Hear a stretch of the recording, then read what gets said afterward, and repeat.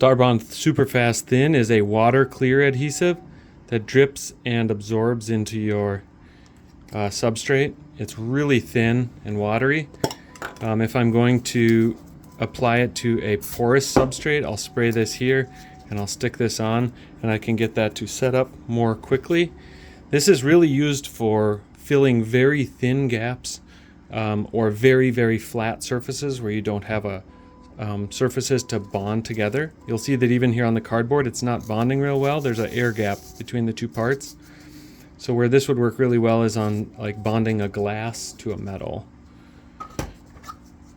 Medium Starbond, probably the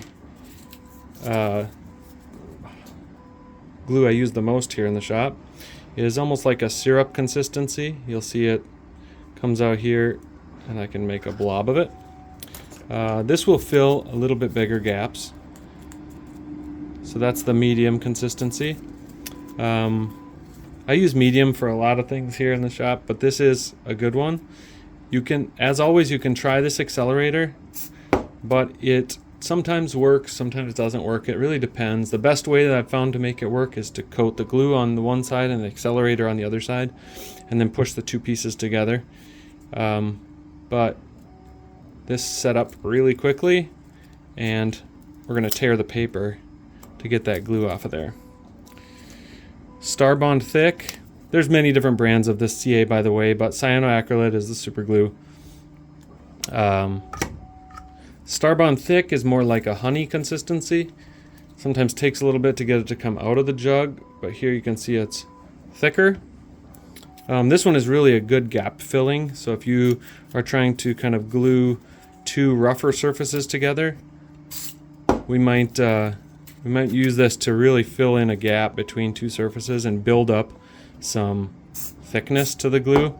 I use this when I really want to kind of fill a void and create kind of a thick, hard joint between two parts. There you can see that set up really quickly, and I created a sort of a joint or a weld between these two plates. That's not possible with the thinner cyanoacrylate glues. Overall though, these three, kind of the Berenstein or the Goldilocks and the three bears, we have thin, medium, and thick. Generally, we're going to go with medium. If you need gap filler, you go to thick. If you really have a thin joint that you're trying to wick the glue into, go with thin. But this three is a really good setup. If you're bonding things together that need a flexible joint, I really like this medium thick black. This is a rubberized high-performance super glue.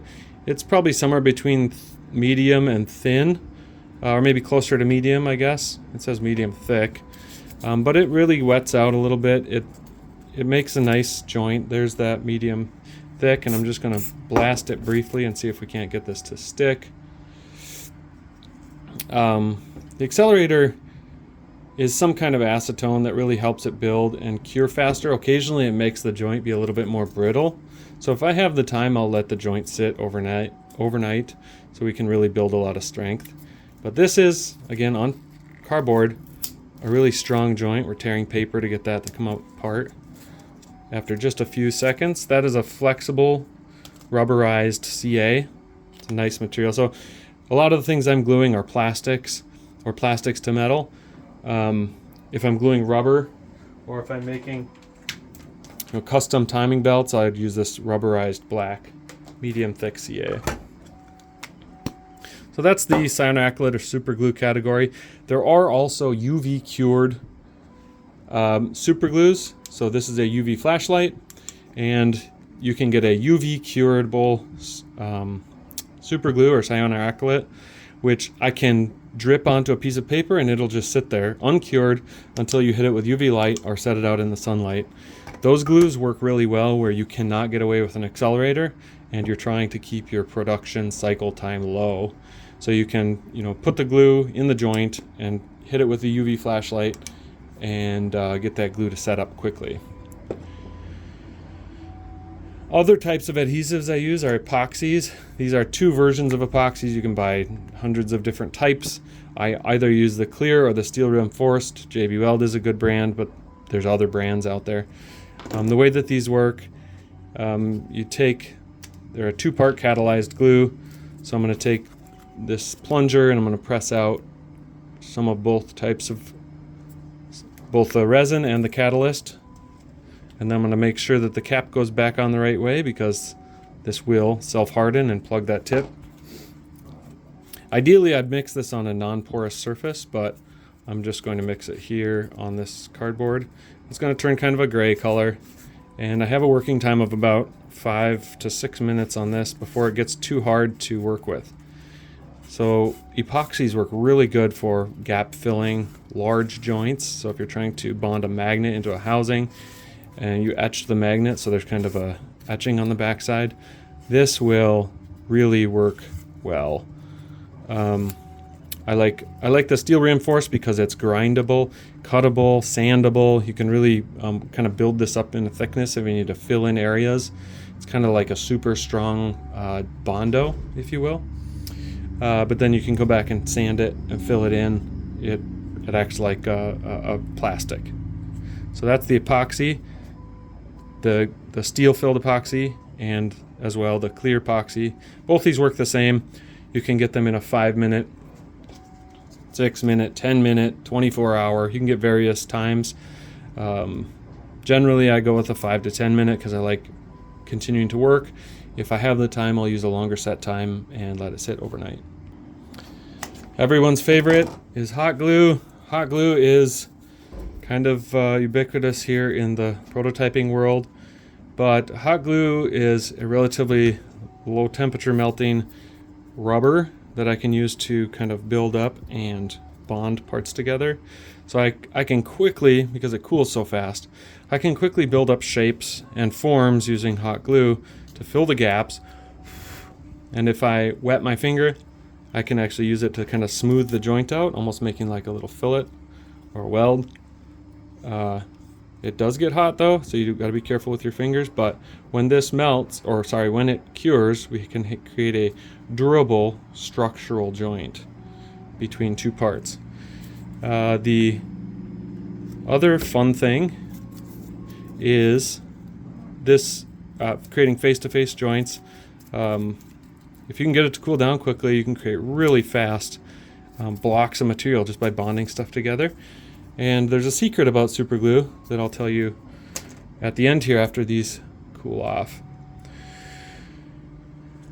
The last two types of glue that I use are more rubber-like glues. So these are RTV, or this is RTV, room temperature vulcanized silicone. This is black, but it also comes in clear. It comes in these sort of foil tubes usually. It's real similar to like a silicone caulk in that it's cures by the water vapor that's in the air. So wherever it comes out of the tube, it's going to cure, it's going to get hard, but the rest of the material inside of this tube is still good. So what I do, as you can see, is once the tube plugs up, I've tried drilling it out, I've tried different things, but it slowly is curing away from that nozzle and getting hard. So up in here it's hard, but right here it's not hard yet. Now it is because I've opened it. But if I need to get some RTV out, I will just use a knife, make another puncture in the side wall of the tube, and squeeze some of that RTV out. And I'll just keep this. So now this will go back in the bag, and I'll use this RTV to seal. You know, RTV is really good for sealing, waterproofing, things of that nature. It takes a long time to cure, probably 24 hours, but when it does, it's an incredibly tough rubber that is strong, it's waterproof, it seals really well. It can even act like a vibration absorption. You can cast with it, so you can make silicone parts if you pack it into a little mold. Very versatile glue. So that's what I use that for, both in black and in clear. And this one probably the least popular of all the glues, but I do keep it in the office for one reason, and that is when I need instant contact bonding. This is a really interesting glue. So Gorilla makes this rubber cement, but there's other rubber cements out there that you can use. So here I'm just going to show how we apply this glue. It's really smelly stuff, so make sure you open a window.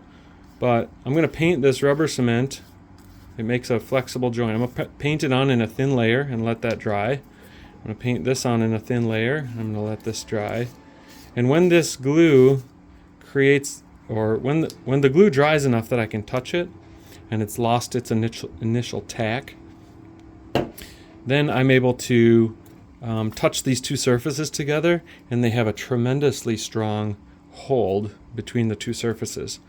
You can stick them together when they're wet as well to generate a different type of bond, kind of a permanent or removable bond. But where I think this really shines is in, here you can see that. What it does, it creates a million little fibers of rubber between the two, which create like a really stretchy rubber seal between those two surfaces.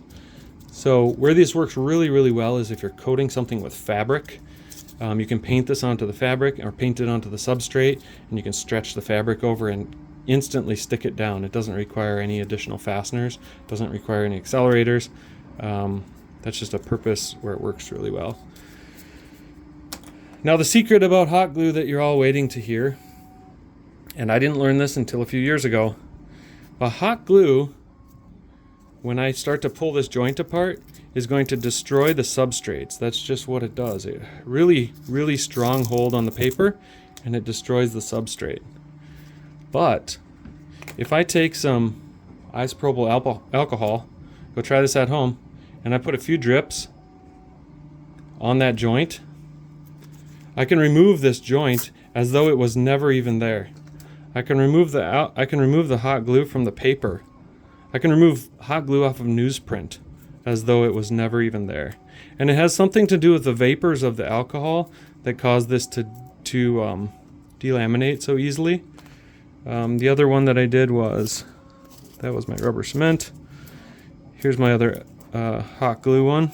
You can see this is a really strong joint. It's really destroying the paper to get that apart. And if I put a few drops of alcohol in there,